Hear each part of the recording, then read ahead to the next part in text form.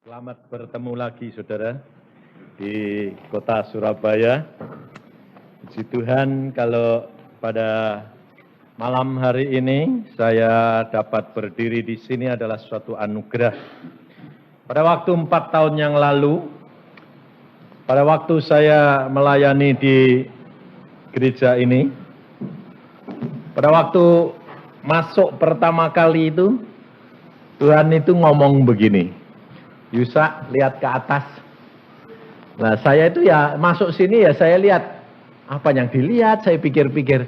Plafonnya memang belum ada, masih terbuka kenteng. Lalu Tuhan berkata ini, kasihan ya.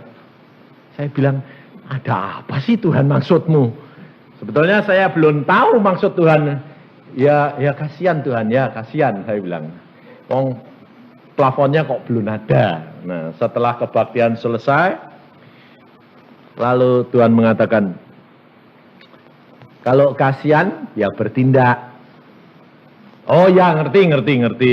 Artinya seluruh persembahannya itu suruh kembaliin bikin plafon. Nah, jadi lalu saya Pak Pendeta di situ saya bilang, Pak Pendetanya mungkin kaget, kelihatan hamba Tuhan ini kok kasar. Sebab saya pada waktu mau dikasih persembahan, saya tanya dia, berapa jumlahnya? Kaget dia, saya yakin mesti pasti, ini hamba Tuhan pikirnya apa-apaan, ya toh? Pada waktu saya tanya, berapa jumlahnya? Ya 100.000, oke, ambil buat beli plafon. Jadi, kalau saya tanya, itu saya sudah diberi jatah oleh Tuhan. Berikan jumlah ini. Nah, jadi kalau saya tanya itu bukan karena saya tanya sedikit atau banyak. Bukan. Saya tanya karena Tuhan sudah memberikan jatah kepada saya. Harus kamu berikan segini. Saya tanya berapa? Kalau kurang, saya tambah. Itu. Jadi masalahnya itu bukan tanya itu berapa? Kalau kebanyakan jangan. Dah, kalau lebih oke. Kalau kurang harus ditambahin. Ini loh saudara. Hidup kekristenan ini jangan kita itu hidup cuma mau mencari kepuasan diri sendiri. Tetapi hidup kekristenan adalah menyenangkan hatinya Tuhan. Otomatis engkau dapat segala-galanya. Itu caranya Tuhan tuh begitu. Tapi kita orang Kristen tuh kerap kali tidak mau bayar. Taunya gini, minta terus. Bayar enggak? Nah, saya kerap kali ditanya, Pak Yusa, kalau khotbah kok bilang bayar? Bayarnya pakai apa? Lalu saya bilang, lah kamu mau bayar pakai apa? Saya bilang, apa pakai uang? Ah, salah, saya bilang. Uang termasuk salah satu, tapi bayarnya harus dengan waktu, ketekunan, kesetiaan, penyangkalan diri, dan apa yang kamu punya itu berikan untuk Tuhanmu. Walah, kok mahal ya? Iya. Sanggup enggak? Walah, kok mahal ya? Iya. Tapi bagaimana untuk dapat seperti anugerah seperti yang Pak Yusa alami? Mau bayar harganya enggak? Sanggup enggak? Nah ini masalahnya. Maka dari itu kerap kali orang Kristen itu cuma kepingin apa? Kepingin enak itu. Berkatnya mau, bayarnya enggak. Iya toh? Coba orang Kristen sampai sekarang masih sudah berubah belum? Pada waktu saudara belum menjadi orang Kristen, kalau beli barang, nawarin jelimet enggak? Apalagi ibu-ibu ini. Ambok 25 aja 10 rupiah aja, wah tok-tokan. Tapi kalau sudah jadi orang Kristen, masih tetap begitu enggak? Atau tambah lebih begitu? Karena kebiasaan minta gratis terus sama Tuhan. Jadi kalau ada barang gratisan, wah cepat-cepat. Padahal Alkitab berkata, beri, maka kamu akan diberi. Loh, kalau beri itu menjadi berkat atau malah menjadi beban? Berkat. Lah kalau berkat, belinya harus mahal atau murah?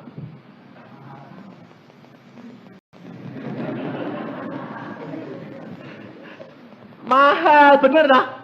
Makanya istri saya kerap kali begini, kamu ini kalau beli barang kok mesti mahal, kalau jual kok murah. Saya bilang, iya jadi berkat, saya bilang. Wah kalau model kamu ini ya perdagangan rugi loh, dagang-dagang saya bilang. Tapi ini kita harus jadi berkat. Jadi berkat itu kita harus mau, jangan sampai kita punya motivasi yang salah. Kita harus berani melakukan apa yang menjadi kehendak Tuhan. Pada tahun 88 ini saudara, saya bulan Januari, Februari itu saya tidak melayani. Kenapa? Padahal jadwal pelayanan saya itu setahun sudah habis. Jadi ini sampai Desember itu sudah habis, sudah penuh. Tapi pada waktu tahun 88 Tuhan bilang, tidak terima pelayanan. Kaget saya. Kenapa Tuhan menyendiri dengan aku? Oh ya, jadi kalau ada permintaan telepon atau minta pelayanan, saya bilang, maaf, Yusa libur. Lalu hamba Tuhan, wah ribut saudara, tahun apa? Ini hamba Tuhan kok ada model libur. Wong pelayanan sibuk kayak gini kok libur? Bukan libur, menyendiri dengan Tuhan. Apa terjadi saudara? Tuhan mengatakan, ngasingkan diri 40 hari bersama dengan aku. Tidak boleh kumpul dengan orang lain. Istrimu pun tidak boleh. Anak tidak boleh. Pembantu pun tidak boleh. Sama siapa? Sendiri dengan aku. Wah, ya oke deh Tuhan. Koran tidak boleh. TV tidak boleh. Hanya bawa Alkitab satu, lain tidak. Sama buku tulis, sama ballpoint. Oke. Lalu saya tanya, di mana Tuhan? Nanti aku tentukan. Nah, kira-kira kalau saudara sudah tahu gitu, mulai mikir enggak? Di mana ya kira-kira ya? Nah, kalau saudara mikir-mikir, enggak ketemu. Karena pikiran Tuhan bukan pikiranmu. Dia sudah menyediakan tempat yang paling indah. Dan berapa hari? 3 hari sebelumnya baru saya dapat. Yang menawari banyak. Mau di Jakarta, mau di Bandungan, mau di Ciloto, mau di Megamendung. Ada. Saya bilang, ya semua saya terima, semua saya senang. Tapi yang paling penting, Tuhanku senang enggak? Saya senang, kalau Tuhan enggak senang, enggak ditemani, bubar saya. Saya enggak mau, wah yang penting Tuhan senang, saya bilang. Oke, habis itu saya di Semarang. Dari Semarang ketemu saudara Samuel. Tadi barusan saya ketemu juga. Dia berkata begini, Pak Yusa, mau mengasingkan diri? Ya, di mana? Enggak tahu. Mau enggak di Jakarta? Mau di mana saja asal Tuhan senang. Saya punya teman satu. Teman saya punya rumah, saya sudah lihat. Rumahnya bagus dan enak, sepi, AC, komplit. Saya telepon. Tanya, rumahmu yang di jalan ini bagaimana? Lalu jawabannya apa? Aduh sayang. Kenapa? Pak Yusa ini mau mengasingkan diri. Baru tadi pagi dikontrak orang Inggris. Waduh, kalau begitu memang bukan tempatmu ya. Oh ya, mungkin lain tempat. Oke, tutup, letak. Terus kami naik mobil. Apa terjadi, saudara? Mobil mau berangkat, telepon berdering. Yang telepon ganti istrinya. Istrinya orang yang di Introkal tadi. Lalu cari Samuel. Lah kita jadi turun lagi dari mobil. Dapat. Yusa yang mau, Yusa dokter itu, ya. Oh, saya punya rumah di Ciloto, itu baru jadi 3 hari, 3 minggu. Tingkat suruh mengasingkan di tempat itu, berdoa, itu tempat buat dia. Padahal saudara tahu, si istri ini, nyonya ini, saya belum pernah ketemu. Saya belum pernah ketemu secara pribadi, kenalan belum pernah. Tapi kelihatannya dia ngerti saya yang nggak ngerti dia. Sehingga pada waktu itu saya bilang, saya berdoa kalau Tuhan oke. Terus saya pulang ke Bandung, saya bilang sama istri saya, bagaimana kalau di Ciloto, atau di Bandungan, atau di Jawa Timur, atau di Tawangmangu, atau di Ungaran. Istri saya bilang, Lembah Hijau di Ciloto. Wah, kalau gitu oke, saya telepon yang punya ini. Saya telepon, sedang tidur, masih tidur jam 7 pagi. Lalu pembantunya berkata begini, biasanya saya tanya, biasanya bangunnya jam berapa? Ya jam setengah 8 sampai jam 8 Pak. Oke. Lalu saya tutup, keletek, istri saya tanya, jam berapa? Oh barusan tidur, jam berapa bangunnya? Jam setengah 8 sampai jam 8. Oke, dia bilang gitu. Terus dia bilang apa? Kalau sebelum jam setengah 8, dia telepon kamu, itu tempatmu. Loh kan aneh toh. Beritahu sama pembantunya jam setengah 8 sampai jam 8 paling cepat bangunnya. Istri saya malah ngomongnya seenaknya. Kalau sebelum setengah 8 dia telepon, itu tempatmu. Kalau setelah jam setengah 8, bukan itu. Saya bilang, amin. Saya orangnya santai. Apa terjadi? Setengah 8 kurang 5 menit, telepon berdering. Ternyata bapak itu telepon sama saya. Halo, Pak Yusa. Ya. Tadi telepon saya. Ya. Kenapa Anda telepon jam setengah 8 kurang 5 menit? Saya tanya. Ya, biasanya saya itu kalau bangun ya setengah 8 lebih. Hari ini kok bisa pagi? Dan setelah berdoa, rasanya kepengen keluar. Demikian keluar, langsung pembantu, Pak ada telepon tadi dari Bandung. Oh, Pak Yusa? Ya. Nah, langsung dia telepon saya. Saudara tahu, saya baru pertama kali ketemu sama orang itu, seorang dokter, seorang kolonel. Dan dia berkata, Pak Yusa, di rumah yang villa yang kami barusan bangun, selesai itu. Dan kosong, tidak ada pembantu, tidak ada apa-apa. Tetapi kompleks itu memang milik satu bagian dari dia, orang 3. Dan ada villa-villa banyak. Dan ada direkturnya, ada restorannya, ada swembadnya, segala macam. Dan Pak Yusa boleh pakai yang saya punya itu, dan nanti dilayani. Saudara tahu apa terjadi? Saya berkata, hari Rabu saya tiba. Saya disambut sama suami istri ini, kenalan di situ. Kemudian dia bilang, silahkan ini masuk. Wah, rumahnya bagus luar biasa. Kalau disewakan semalam 150.000. Saya boleh pakai 40 hari minimal. Mau lebih, oke. Saya bilang, sebulan, 2 bulan, 3 bulan, oke saja. Aneh enggak? Dan makan jam 6 tepat diantar. Komplit. Boleh pilih. Kemudian minumnya saja tidak boleh air biasa. Sampai saya kaget. Oh minum tidak boleh air biasa. Aqua panas dingin. Saya sampai begini. Tuhan, Engkau ini kok sediakan segala-galanya bagiku. Anduk, spray semua tiap hari diganti baru. Persis pelayanan hotel. Sampai saya bilang, aduh kayak anak raja aja. Makannya komplit kayak di restoran gede. Saya sampai bilang, Tuhan, siapakah hambamu ini kok sampai kayak disediakan segala-galanya. Tuhan berkata apa? Jikalau engkau menurut kepadaku dan engkau menyenangkan hatiku, raja-raja pun aku perintah untuk melayani engkau. Saya bilang, aduh tak taunya ini kacungnya Tuhan. Wah, dilayani sampai seperti itu, saudara tahu. Saya bawa mobil ke sana. Yang nyetater mobil saya dan yang merawat mobil saya, direkturnya.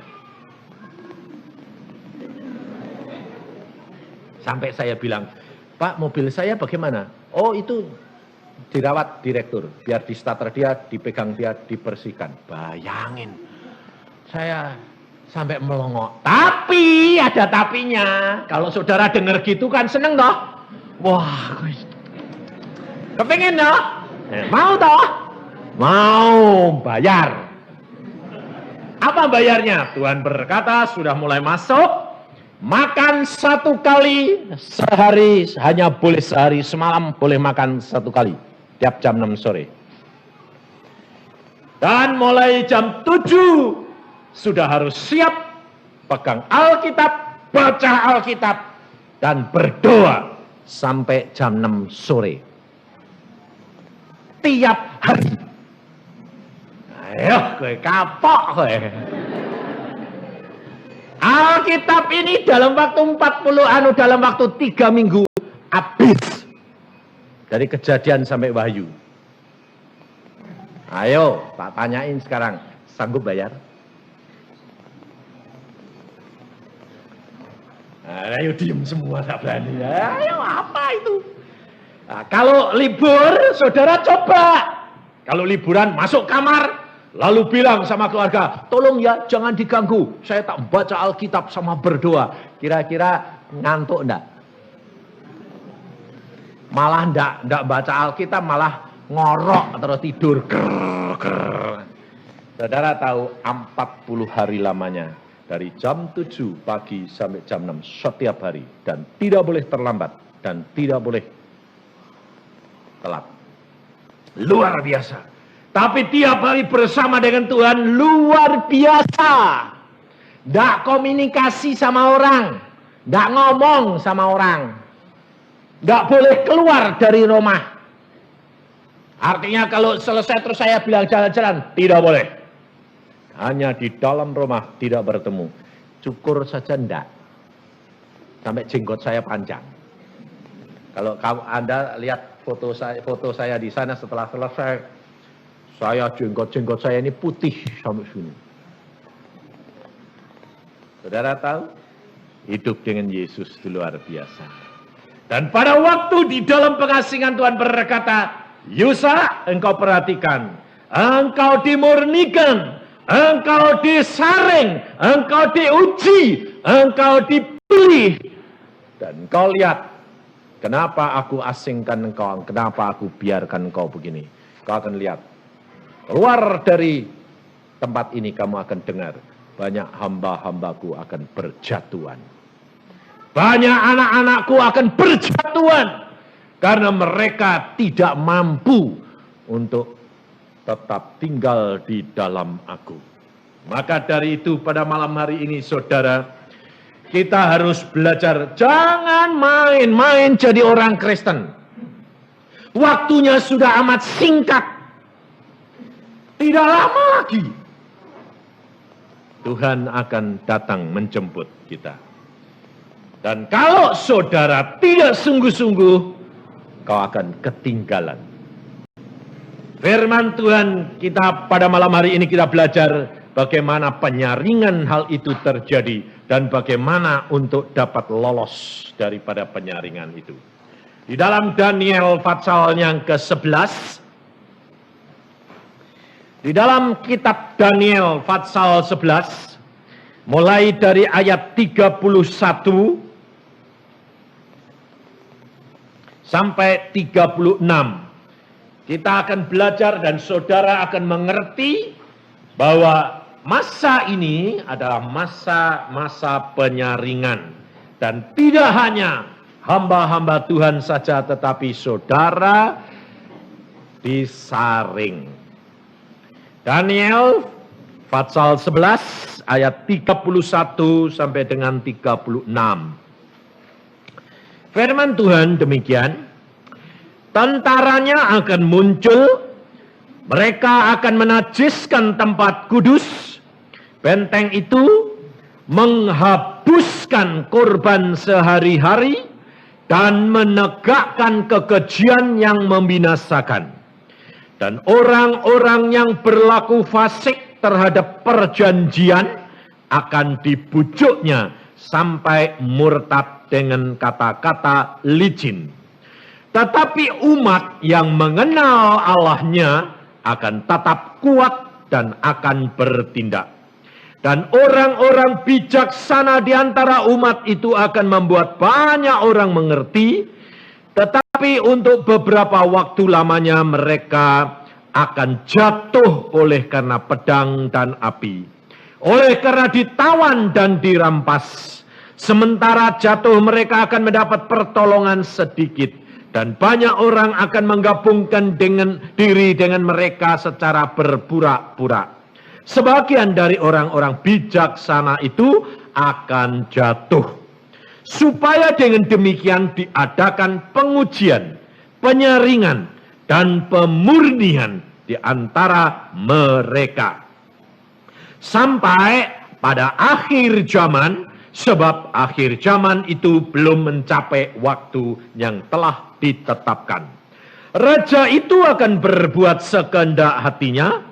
Ia akan meninggikan dan membesarkan dirinya terhadap setiap Allah, juga terhadap Allah yang mengatasi segala Allah. Ia akan mengucapkan kata-kata yang tak senonoh sama sekali. Dan ia akan beruntung sampai akhir murka itu, sebab apa yang telah ditetapkan akan terjadi. Maka dari itu saudara, ayat-ayat ini sudah saya bacakan dan kita harus belajar. Ayat yang ke-31. Lebih baik ayat yang ke-36 lebih dahulu. Raja itu akan berbuat sekehendak hatinya, ia akan meninggikan diri dan membesarkan dirinya terhadap setiap Allah, juga terhadap Allah yang mengatasi segala Allah. Ia akan mengucapkan kata-kata yang tak senonoh sama sekali, dan ia akan beruntung sampai akhir murka itu, sebab apa yang telah ditetapkan akan terjadi. Ayat ini mengatakan bahwa raja itu yang dikatakan oleh ayat ini adalah si kuasa gelap ini. Dia akan memakai orang yang akan meninggikan dirinya dan menguasai dunia ini. Dan apa yang terjadi? Dia akan meninggikan diri di atas Allah-Allah yang lain. Bahkan dia menghujat Allah. Tetapi di sini dikatakan ia akan beruntung. Ini akan menjadi jerat bagi anak-anak Tuhan. Karena anak-anak Tuhan selalu tidak mau belajar firman Tuhan, selalu mempunyai konsep. Konsepnya apa? Kalau bukan anak Tuhan, pasti tidak diberkati. Betul enggak? Konsep ini berbahaya sekali. Sebab ayat ini berkata, mereka, orang itu, raja itu akan beruntung. Berarti dia seolah-olah keberkatan atau tidak? Ya. Maka anak-anak Tuhan kerap kali jatuh dalam apa? Dalam melihat orang lain. Karena apa? Aku sudah begini berusaha untuk hidup suci, untuk melakukan firman Tuhan, tapi kok berkatnya seret. Tapi itu yang korupsi, itu yang enggak ke gereja. Ke gerejanya cuma 1 hari. Kadang-kadang ya, kadang-kadang enggak. Kok malah keberkatan berlimpah-limpah. Ini merupakan jerat bagi saudara. Maka dari itu saudara harus belajar dan mengerti firman. Bahwa setiap orang sudah ditetapkan oleh Allah dan semuanya untuk menuju kepada pengadilan akhir. Dan ada masanya yang ditetapkan oleh Allah. Di sini dikatakan mereka akan beruntung sampai waktu yang sudah ditetapkan oleh Allah. Jadi keberuntungan mereka bukan karena diberkati, tetapi keberuntungan mereka adalah karena diberikan kesempatan untuk menyelesaikan rencana daripada Allah itu. Karena tiap kuasa gelap ada masanya. Maka dari itu kalau saudara diganggu kuasa gelap, kalau saudara kena penyakit, ada masanya yang harus dibayar. Seolah-olah setan yang menggunakan sakit penyakit itu merajalela. Kamu berkata, aku sudah berdoa. Tapi kok tidak sembuh-sembuh. Setannya kok tidak lari-lari. Saudara, segala sesuatu ada waktunya yang ditetapkan oleh Allah. Kenapa? Karena saudara pada waktu meninggalkan Tuhan, maka setan menuntut kepada Tuhan untuk mencobai dan menguji engkau. Setelah Tuhan berkata, oke, itu setan punya batas waktu. Berapa lama? Setelah itu, tergantung daripada engkau. Kalau engkau tetap setia, maka pada waktunya lari dia. Pasti. Allah kita Allah yang maha kuasa. Tapi kalau engkau tidak menyenangkan hati Tuhan, hati-hati, molor terus. Dan akhirnya engkau rugi. Dibuat permainan si kuasa gelap. Maka dari itu banyak orang Kristen berkata, iya kalau kayak Pak Yusa ya enak ya. Minta dapat. Lah aku ini minta kok enggak dapat. Lawang molor terus asal mau dapat jatuh. Iya jatuh tuh. Ya, ulangi lagi. Siapa yang ujian jatuh? Anak-anak ujian jatuh lalu bilang, ada hair kok enak. Ulangi setahun lagi, sekolah lagi. Maka dari itu hidup kekristenan itu sama dengan sekolah, saudara. Kita harus naik terus, menang terus. Kalah, ulang. Maka dari itu hidup kekristenan ini harus kita berani bayar harganya. Dan di sini dikatakan si kuasa gelap seolah-olah beruntung. Saya barusan pulang dari Ungaran pada waktu tanggal 1 April, pembukaan di sana. Dan saya ketemu seorang ibu, anaknya 6. Dan dia kena kanker payudara 2. Dan pada waktu itu diperiksa dokter berkata apa?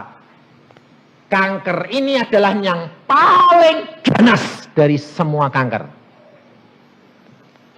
Kira-kira kalau saudara dapat berita gitu terus semangat saudara kemana?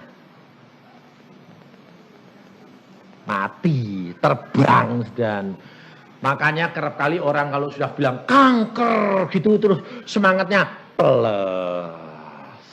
Malah matinya bukan karena kanker tapi karena ketakutan.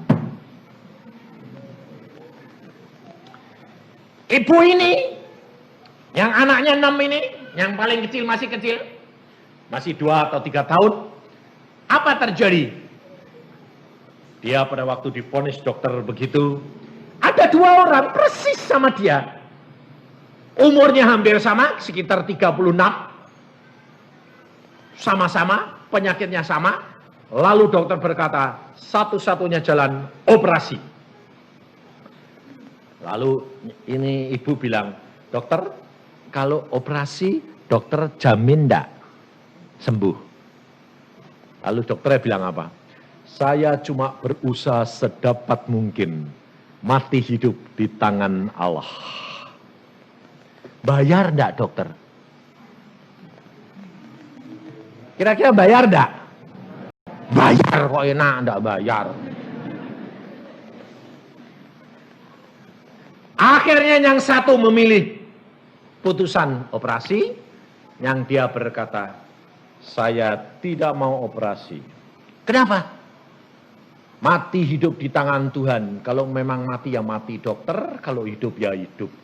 Buat apa pusing-pusing? Tapi kelihatannya bilang gitu, tapi hatinya takut. Pulang mikir.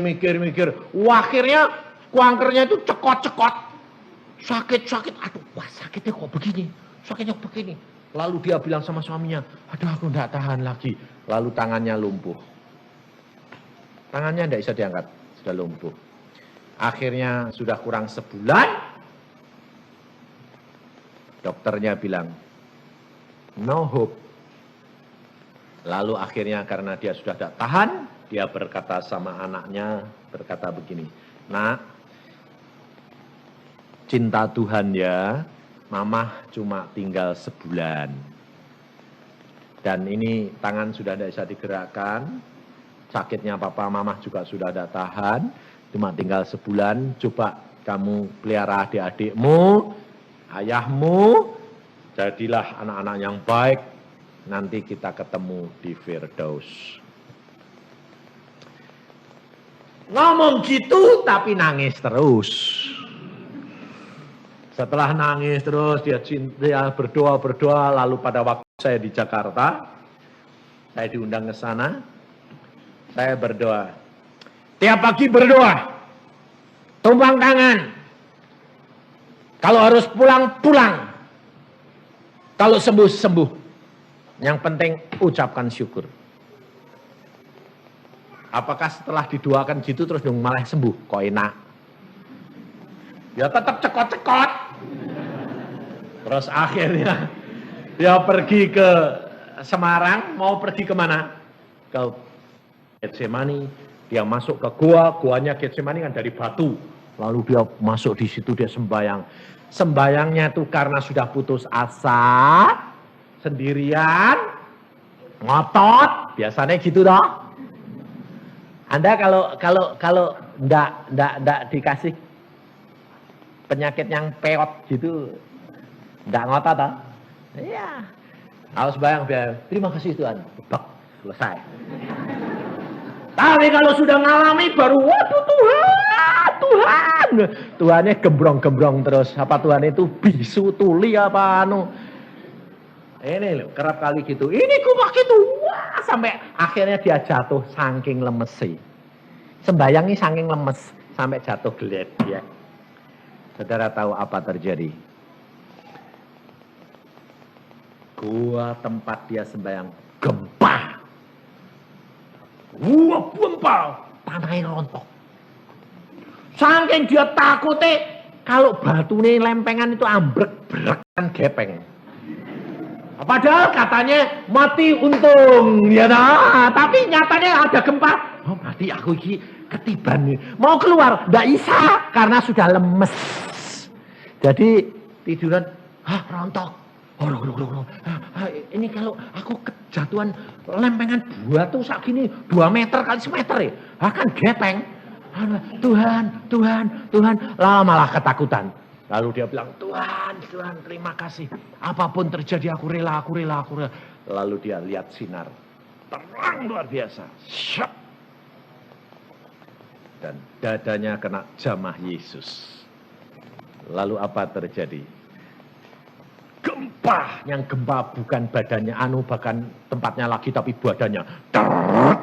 Lalu dia bilang, loh, napasku kok enak. Dulunya sesek. Loh kok bisa? Lalu tangan diangkat. Loh, kok bisa? Wah, Tuhan jamah aku. Berangkang keluar. Wah, sembuh. Lalu ketemu temannya, dia bilang, waduh, aku sembuh. Aku dijamah Tuhan. Lalu temannya lihat dia capek seperti itu, kasih minum. Setelah minum segelas, apa terjadi? Mual luar biasa.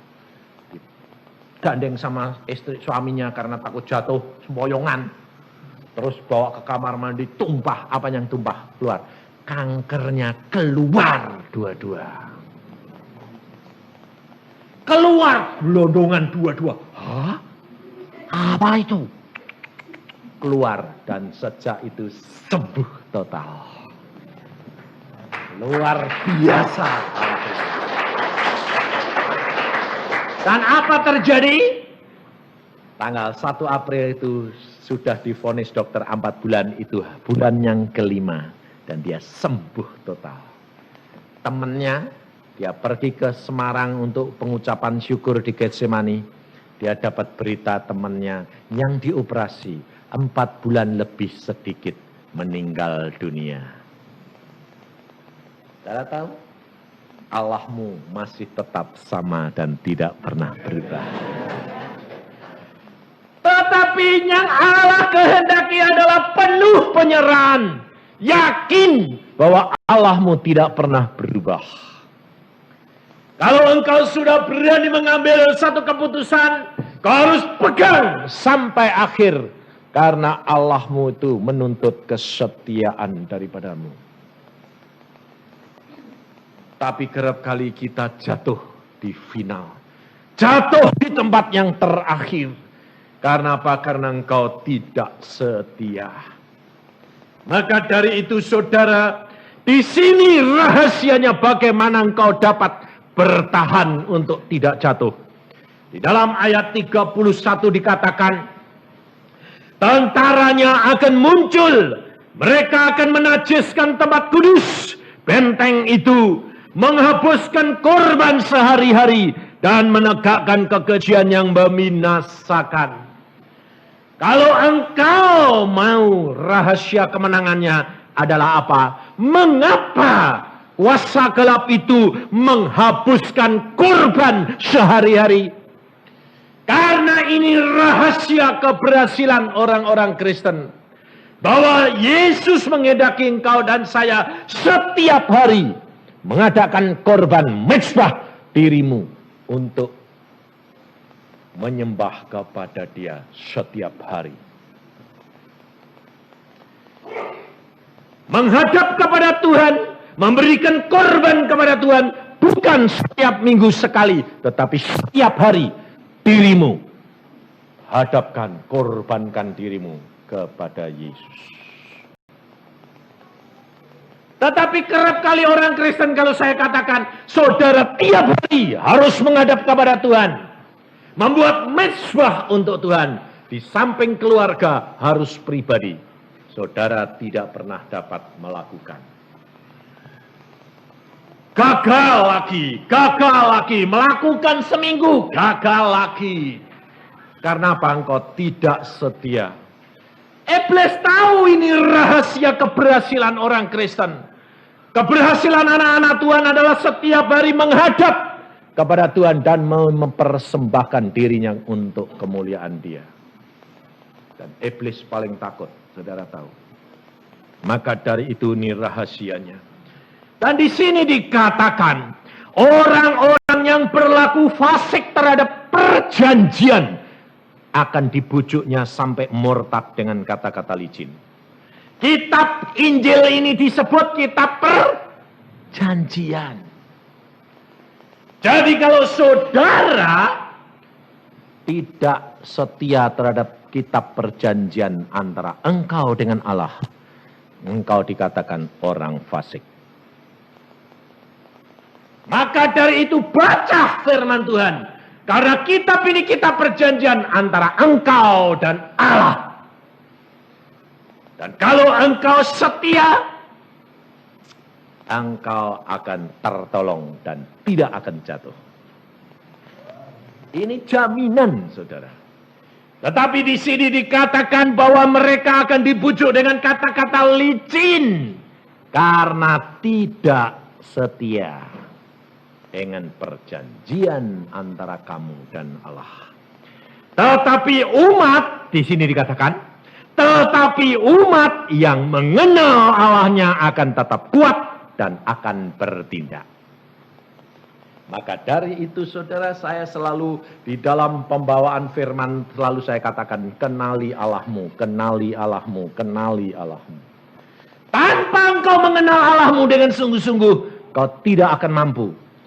Tetapi jika engkau mengenal Allahmu yang sungguh, engkau tidak terombang-ambing. Engkau tidak takut akan siapa yang mengajar kamu. Sebab masa-masa ini banyak hamba-hamba Tuhan akan berjatuhan. Kalau engkau dengar firman Tuhan melalui hamba Tuhan yang sedang jatuh, kau akan terombang-ambing. Kenapa? Karena dia sendiri jatuh. Bagaimana bisa menjadi berkat orang lain? Karena komunikasinya dia dengan Tuhan mulai renggang. Banyak. Tuhan sudah ngomong sama saya. Pada waktu saya di pengasingan. Kau lihat. Nanti kamu dengar banyak hambaku akan jatuh. Dan saya sudah lihat. Beberapa hamba Tuhan jatuh. Tidak di luar negeri. Di dalam negeri. Jatuh. Hamba-hamba tidak hanya yang laki. Yang perempuan juga jatuh.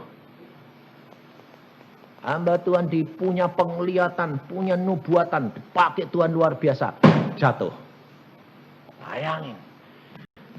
Aduh, saya lihat Tuhan jatuh. Jatuh dalam perkara apa? Seks. Seorang ibu, bukan gadis. Sudah ibu-ibu. Jatuh. Sampai saya bilang, Tuhan, ini hambamu yang kau pakai tok jatuh juga. Bayangin. Nah, saya diceritain enggak kaget. Kaget sampai mata saya bunder.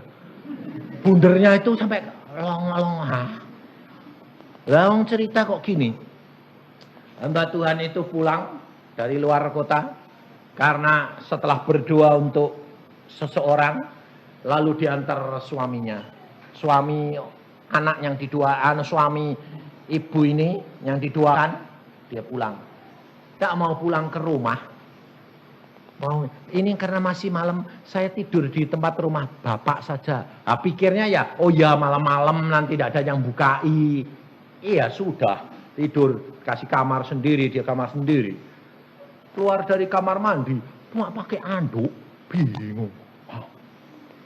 Oh ini hamba Tuhan kok gini? Lah si bapak ini lihat, ya enggak mau lihat, ya lihat. Nah, ya itu. Tak mau lihat ya lihat, mau bagaimana bingung. Lihat, loh hamba Tuhan kok begitu. Sudah itu si suami ini masuk kamar. Si hamba Tuhan ini salah kamar. Masuk kamar dia, lah kan kebingungan namanya itu.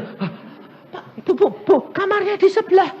Mau masuk di sini. Hah, bingung. Saudara tahu. Lupa akan dirinya sebagai seorang hamba Tuhan. Kuasa gelap menguasai. Kenapa? Fasik. Tidak setia dengan perjanjian antara Allahnya dan dia. Maka dari itu saudara, engkau harus belajar benar-benar. Kenali Allahmu. Maka engkau akan tetap kuat dan bertindak. Artinya kau akan tahu serangan kuasa gelap. Kau akan tahu bahwa itu bujukan kuasa gelap. Dan bertindak di dalam nama Yesus. Engkau sanggup mengusir segala kuasa gelap. Kita kerap kali tidak bisa menggunakan kuasa yang sudah Tuhan Yesus berikan. Nama Yesus kita tidak gunakan karena engkau tidak punya kuasa. Mengapa? Karena engkau mengingkari perjanjian engkau dengan Allah. Saya punya keponakan kecil, umurnya baru 5 tahun. Dia anak Tuhan yang baik, ibunya hamba Tuhan. Pada waktu saya datang ke Cirebon, ibunya berkata, adik saya ibunya, dia berkata begini, Kak, tolong doain anakku ini. Kenapa? Wah, belakangan ini banyak diganggu setan. Padahal anak kecil ini tahu sedang peka-pekanya. Dia dapat mengusir. Tapi kenapa dia ganggu? Karena setan tahu anak ini peka luar biasa. Sehingga anak ini berkata, Mama, ini kok aneh mah. Setan ini kok ngomong terus. Adanya ngomong Mama. Ngomongnya bagaimana? Mamamu jahat. Mama itu baik kok dikatakan jahat. Itu pasti bukan Tuhan. Itu pasti setan.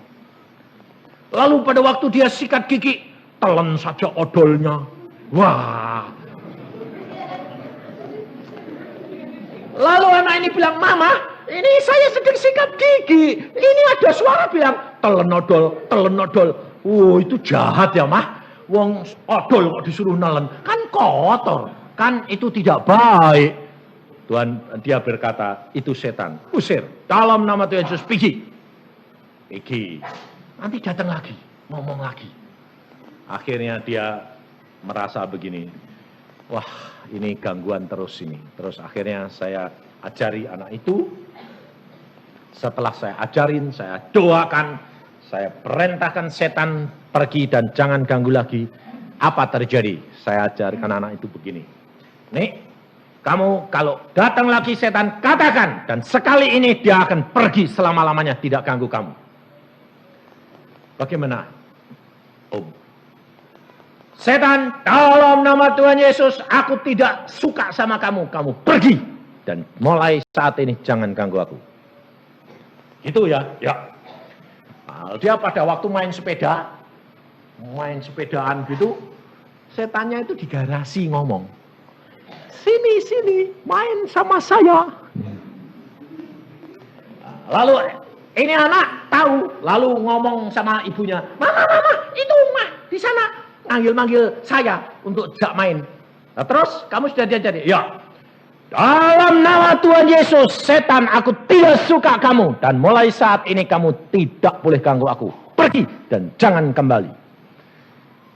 Loh mah, tak katain gitu kok setannya ketawa. Ketawanya gini, hahaha, luar biasa. Lalu bilang apa? Kamu kecil-kecil, pinter ya.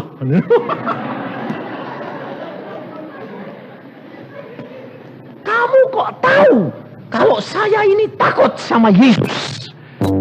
Ya, karena kamu sekarang sudah pinter dan tahu aku takut Yesus, aku pergi dan tidak mau ganggu kamu lagi. Dia pergi, lalu dia anak ini bilang, takut sama Yesus. Saudara tahu, kalau anak yang kecil itu sampai sekarang dia tidak diganggu setan lagi. Kalau anak yang kecil itu dapat mempunyai kuasa, saudara orang yang tua tidak punya, karena perjanjian Allah engkau ingkari. Ini hidup kekristenan. Saudara harus lakukan, saudara harus praktekkan. Karena apa? Jangan pandang akan pemimpin-pemimpinmu. Ayat 33 dikatakan, dan orang-orang bijaksana di antara umat itu akan membuat banyak orang mengerti. Berarti ini orang bijaksana adalah orang-orang yang menjadi pemimpin saudara dan saya. Tetapi untuk beberapa waktu lamanya mereka akan jatuh oleh karena pedang dan api, oleh karena ditawan dan dirampas. Saudara dan saya akan melihat hamba-hamba Tuhan, pemimpin-pemimpin itu akan pada jatuh. Karena api, karena ditawan, karena penderitaan. Maka dari itu saudara harus sadar. Jangan tergantung manusia yang lain. Orang lain boleh jatuh, jangan kamu. Coba, kalau Yusa jatuh masuk neraka, kamu mau ikut? Hah? Enggak toh? Tapi terus terang, jikalau gembalanya di sini jatuh, kamu mau datang ke gereja lagi? Ayo, bilang apa? Jangan ke gereja itu, gembalanya jatuh. Betul loh? Hah? Nah itu kamu tergantung gembalanya atau tergantung Yesus? Hati-hati saudara. Gembalanya boleh jatuh, pemimpin boleh jatuh, tapi engkau tidak akan jatuh. Ke surga tidak gendeng-gendengan. Kalau ke neraka, itu tarik-tarian. Sebab apa? Ke neraka itu rombongan, ke surga itu sendiri-sendiri. Ya dah, pintunya sempit, jalannya sempit. Kalau ke neraka jalannya lebar, gandeng-gandengan rame-rame. Maka dari itu saudara itu tidak perlu takut. Jangan ikut-ikutan, jalan sendiri. Maka engkau akan diselamatkan, karena sudah dikatakan di sini. Mereka akan jatuh karena dirampas, karena ditawan, karena api pencobaan. Mereka tidak kuat. Dan 3 perkara selalu hamba Tuhan jatuh. Perkara uang, perkara kesombongan, nama, dan perkara seks. Semua jatuhnya selalu 3 perkara. Maka saya minta jaminan dari Tuhan dari 3 perkara ini. Dan saya dijamin Yesus luar biasa.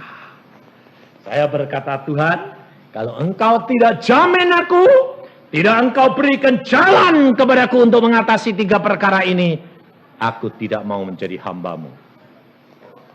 Karena aku tahu, aku lemah. Siapa manusia yang tidak lemah dalam 3 perkara ini? Semua manusia sama, saudara.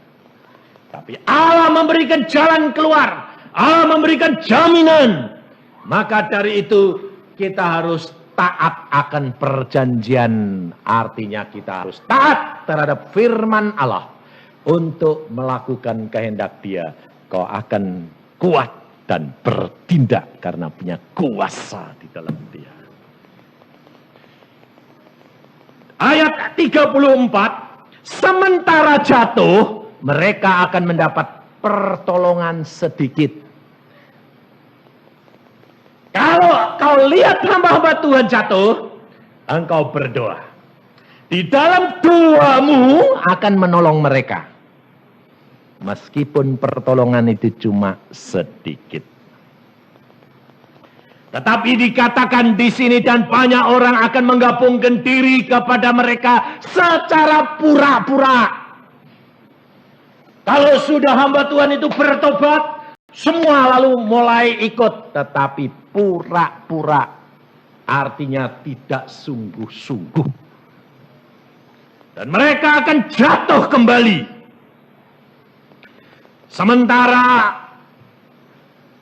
dan kepada mereka secara pura-pura sebagian dari orang bijaksana itu akan jatuh. Supaya dengan demikian diadakan pengujian, penyaringan, dan pemurnian di antara mereka. Saudara, kita sedang disaring. Kita sedang dimasukkan dalam api ujian. Kita sedang dimurnikan.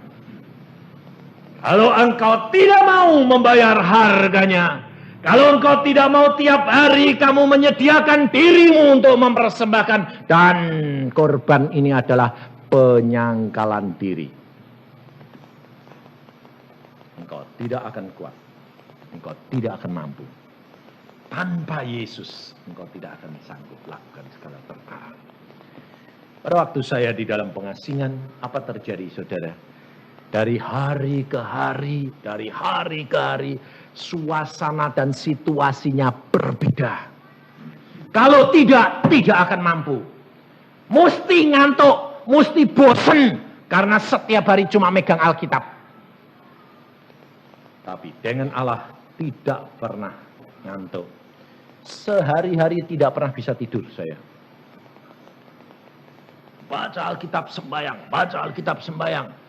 Kalau sudah beberapa hari tidak ditemui Tuhan, rasanya itu, saudara, saya bilang begini, Tuhan, aku menantikan Engkau, orang rindu. Kok tidak datang-datang sih Tuhan, Tuhan. Lalu saya berdoanya begini, wah ya lama-lama ya bisa bosen gini Tuhan. Tuhan bilang apa? Dengan kata-katamu itu,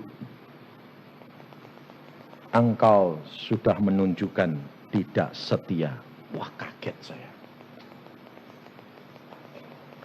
Kau harus seperti seorang hamba yang setia menantikan Tuanmu. Sewaktu-waktu dia tiba. Dan kau harus berdoa dan waspada. Waduh, ya ampun Tuhan. Saudara tahu? Pikiran-pikiran kita kerap kali kita tidak nyadari dipakai setan. Ngomong seenaknya. Maka dari itu engkau harus hati-hati. Jangan takut. Kalau kuasa gelap seolah-olah mendapat untung. Mendapat kemampuan menggoda kamu. Tetap setia. Tetap pegang iman percayamu. Apapun boleh terjadi. Allah tetap setia. Kau harus berani mengatakan mati untung, hidup untuk Yesus.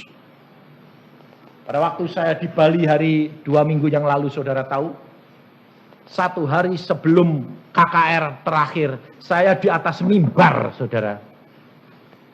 10 menit sebelum khotbah selesai, saya disantet. Jantung saya seperti ditusuk panah. Sampai saya tidak bisa napas. Saya bilang, pucat biru muka saya. Saya berkata, berdoa. Saya pegang mimbar, saya berdoa. Tuhan, aku tahu ini jantungku diserang. Hamba rela mati di atas mimbar sekalipun. Tidak ada masalah. Tetapi karuniakan kepada hambamu kekuatan untuk menyelesaikan firman. Dan apa terjadi? Saya bilang, dalam nama Tuhan Yesus, kuat. Amin. Saya selesaikan firman Tuhan 10 menit. Setelah selesai saya bilang, berdoa. Semua berdoa. Saya berkata, aku rela mati sekarang juga. Lalu Tuhan berkata, duduk di kursi. Saya pergi duduk dan Tuhan berkata, tekan punggungmu. Saya suruh nekan punggung saya sendiri. Kan aneh toh?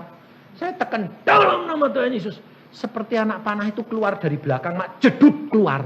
Jantung saya, loh kok hilang anak panah ini? Napas, enak. Cuma bekas ini, bekas tusukan ini rasanya tuh memar, bekas pukulan. Lalu saya keluar lagi, saya bilang, amin. Tuhanmu lebih kuasa dari segala-galanya. Menang. Beres, saya bilang. Lalu saya pulang sampai di rumah, apa terjadi? Anak-anak Tuhan telepon saya. Bilang apa? Maaf ya Pak Yusa. Kenapa? 4 hari yang lalu kita sudah dapat penglihatan. Bahwa patung Pak Yusa disantet, ditusuk sama panah. Lah kenapa kamu diem saja? Saya yakin Pak Yusa sudah tahu, kurang ajar. Sudah tahu. Sampai saya berdoa, Tuhan kenapa engkau biarkan terjadi, engkau tidak kasih tahu aku. Tuhan bilang apa? Aku berikan kamu sebagai contoh. Supaya anak-anakku lihat, ini loh caranya kalau dipukul gitu, enggak apa-apa, enggak. Loh gitu. Wah, saya dibuat kelinci percobaan. Di atas mimbar lagi. Saudara tahu apa terjadi besoknya? Yang datang itu waduh, kenapa? Mau lihat Yusak mati apa enggak? Enggak mati, saya bilang. Yusak tetap sehat, saya bilang. Karena apa? Karena Allah belum mengendaki saya pulang. Saudara tahu? Kalau Allah belum mengendaki, tidak usah takut. Apapun boleh terjadi. Tapi kalau Allah sudah berkata, pulang, mau apa? Saya punya teman, seorang menginjil. Jam 8 pagi dia sudah mandi, sudah siap-siap. Karena kemarinnya dia bilang, tugasku sudah selesai. Dia bilang gitu. Kalau Tuhan mau panggil saya siap. Lalu apa terjadi? Jam 8 sudah mandi, makan sama istri anak-anaknya. Lalu dia bilang, aduh, aku nanti jam 10 khotbah, jadi ini masih ada waktu, aku mau pergi ke belakang ke taman, tarik napasku kok udah enak. Tapi tugasku sudah selesai, anak-anak sudah semua beres, semua sudah jadi, aku utang-utang tidak punya, pokoknya kalau Tuhan sudah waktunya pulang, baru tarik napas. Satu kali dilihat sama istri sama anak-anaknya, papa kok pagi-pagi kok tarik nafas 2 kali, ketiga kali, gledek, pulang, jatuh, anaknya lari tangkap, pa, udah pulang. Saudara tahu, mati hidup di dalam tangan Tuhan. Kalau Tuhan bilang pulang, mau apa? Tapi kalau Tuhan mengatakan, aku tidak mengendaki engkau pulang, balik enggak? Balik. Itu pengalaman saya di rumah Pak Samudi. Tahun yang lalu. Jam 12. Saya bilang, oi, jantungku Tuhan. Game. Berhenti. Cep. Berhenti. Saya bilang apa? Terima kasih Tuhan, aku pulang. Loh, kalau berani begitu itu tandanya sungguh-sungguh. Jangan bilang, oh anakku, istriku Tuhan, belum ngomong. Loh itu namanya enggak cinta Yesus lebih dari segala-galanya. Saya bilang, terima kasih Tuhan, aku pulang. Saya keluar. Keluar. Makanya saya bilang, orang mati itu kok enak. Cuma keluar tok, lutang. Oh. Terus lihat saya, oh tubuh saya, oh keluar, game. Terus saya menengadah ke atas.